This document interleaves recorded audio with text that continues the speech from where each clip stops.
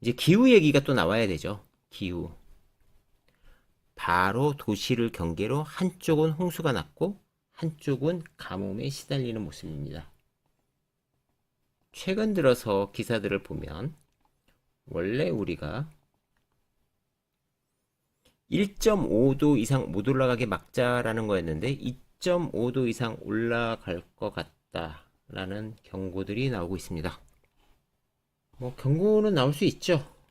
지금 어떻게 되는지 한번 보면 설문조사를 했더니 77%가 2.5도 이상에 오를 거다. 언제까지? 2100년까지.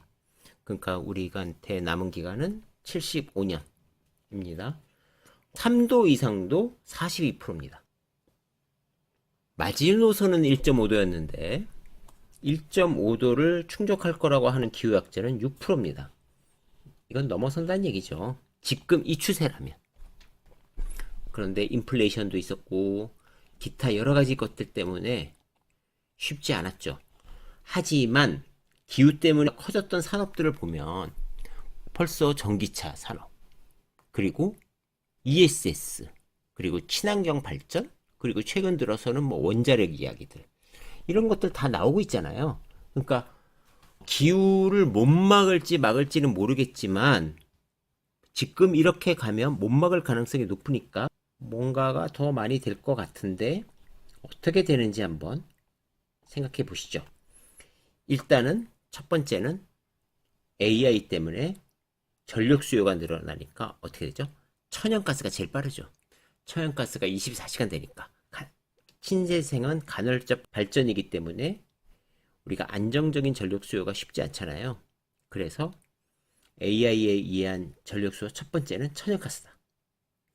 그리고 지금 AI 전력 수요를 봤더니 4600테라와트 전체 2%를 차지하는데 2년 안에 이거 엄청나게 증가해 라고 하는 거죠. 2배 이상 증가할 거고요.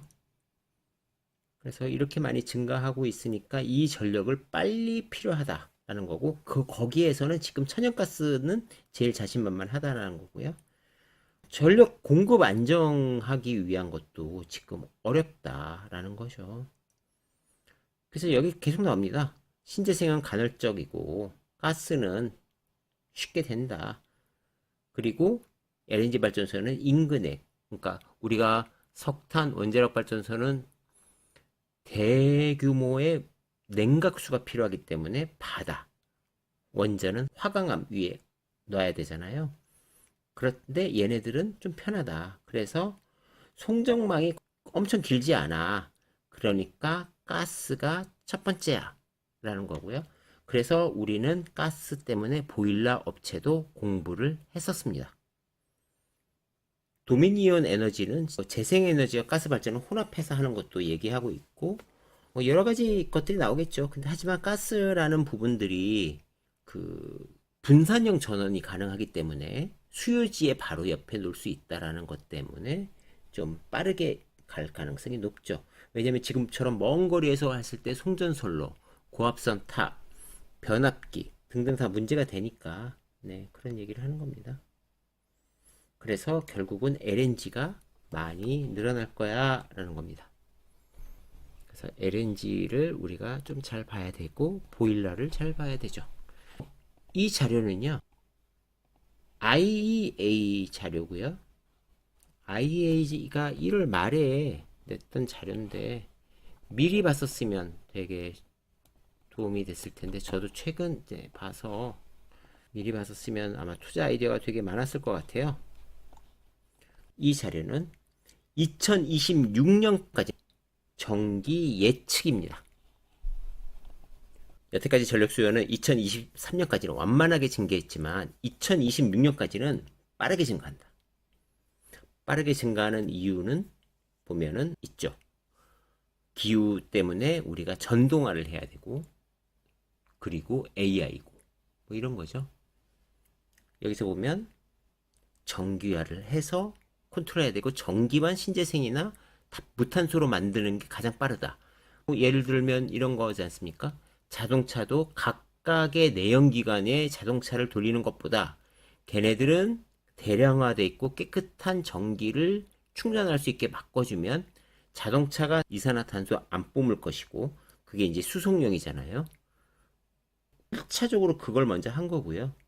그 다음번에 모든 거를 갖다 에너지를 전기화로 하고 전기를 무탄소로 하자. 그러면 해결된다. 아니면 석탄이 많이 내뿜었는데 석탄을 좀 개선하던가, LNG로 하던가, 석탄에 암모니아수를 넣던가, LNG에 수소 발전을 겸하던가, 뭐 여러 가지 부분들이 있잖아요.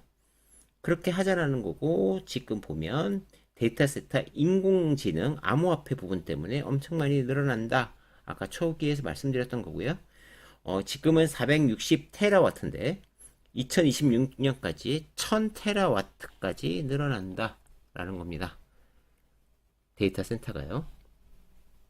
그래서 태양광, 풍력, 수력, 원자력, 재생에너지 모두 다 늘어날 수밖에 없어 라는 거고요. 그래서 원자력도 우리가 공부를 했었고요.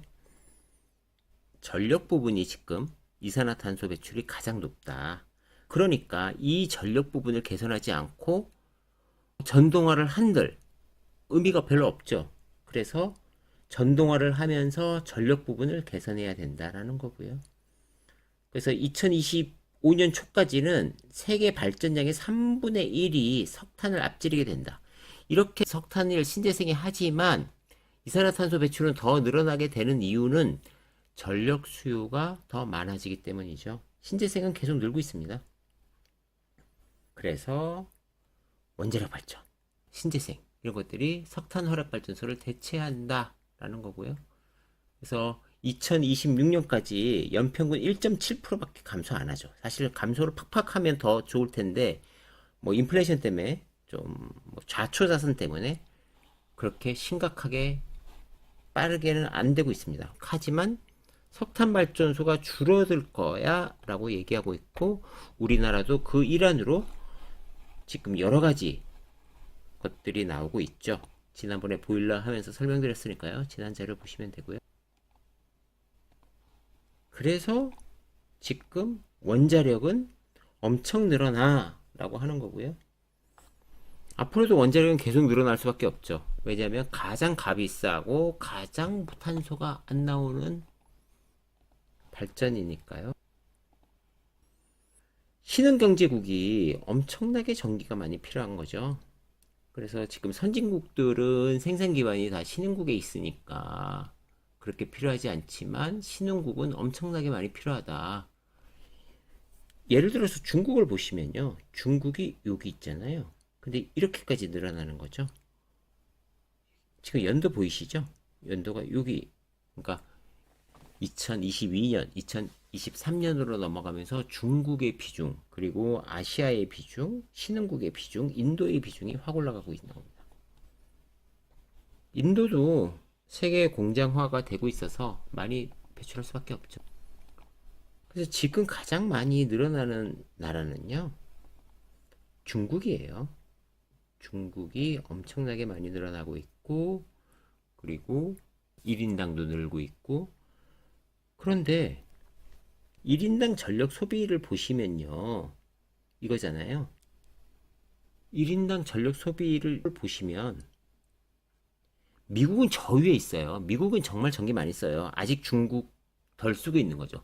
유럽을 능가했는데 미국까지는 아니다. 그러니까 중국이 가파르게 더 올라갈 확률은 있습니다. 그리고 지금 인공지능 계속 얘기 나오는, 인공지능이 되면 IDC 센터 역시도 전기가 정말 많이 필요한데 이 부분들, 그래서 이게 지금 어느 정도 예상하고 있냐면 파란색이 기본이고요.